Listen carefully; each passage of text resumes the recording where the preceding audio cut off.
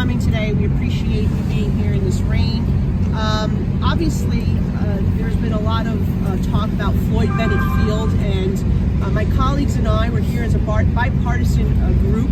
We've said from the very beginning that we had concerns about Floyd Bennett Field or any of our federal parks being used as migrant encampments. And so we're here today to once again reiterate that we oppose our federal lands from being used as these encampments. We've seen a number of issues, which I'll allow my local colleagues to talk about. But the bottom line here is that what we're facing is completely unsustainable. And let's just reiterate why we're here in the first place. President Biden issued dozens of executive order and policy changes that completely opened our border and allowed for this mass immigration that we're seeing through the southern border.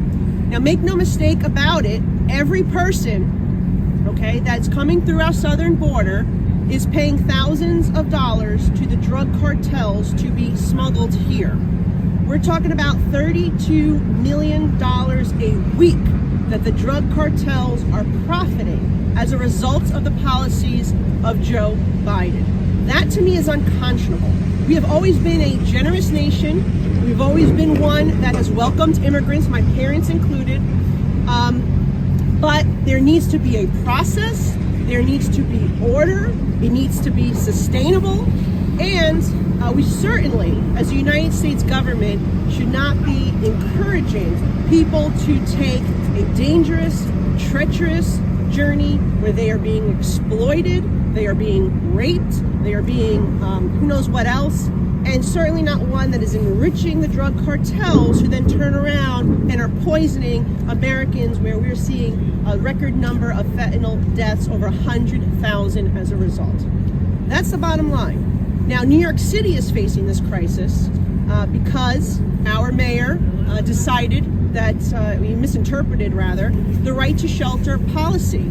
We know that this is a court decree. It was intended for homeless New Yorkers. I've been saying that from the beginning. This was a mistake to allow this to happen in New York. It is, as the mayor says himself, is destroying New York City. It's certainly bankrupting New York City. We are seeing proposals for services to be cut across the board, and it's costing the taxpayers, the hard-working taxpayers that get up every single day, they go to work, they're struggling to provide for their own families, okay? Food, shelter, energy, at a time of rising inflation, and this mayor is forcing them to continue to foot this unsustainable bill. And to make matters worse, we're seeing the individuals at some of these sites even committing crimes on top of it, where the city is refusing to cooperate with immigration and customs enforcement. They have cooperated with zero detainer requests for individuals that commit crime. So think about this. Joe Biden opens the borders, and his own immigration and customs enforcement is saying that certain people are too dangerous to be here in the city of New York, and they're issuing warrants. By the way, it's only very few circumstances, maybe less than 200, because of the open border policy of this president. And the city is still not cooperating with those individuals. So what have we seen? We've seen, in some cases, there's been robberies and shopliftings, but there's been many assaults. There have been police officers assaulted. There have been unlicensed and drunk driving. There have been domestic violence at this particular location. We've seen a murder at another migrant encampment at a park in Roosevelt Island. We have seen multiple stabbings. This is just unacceptable by anyone that has any common sense. And so we're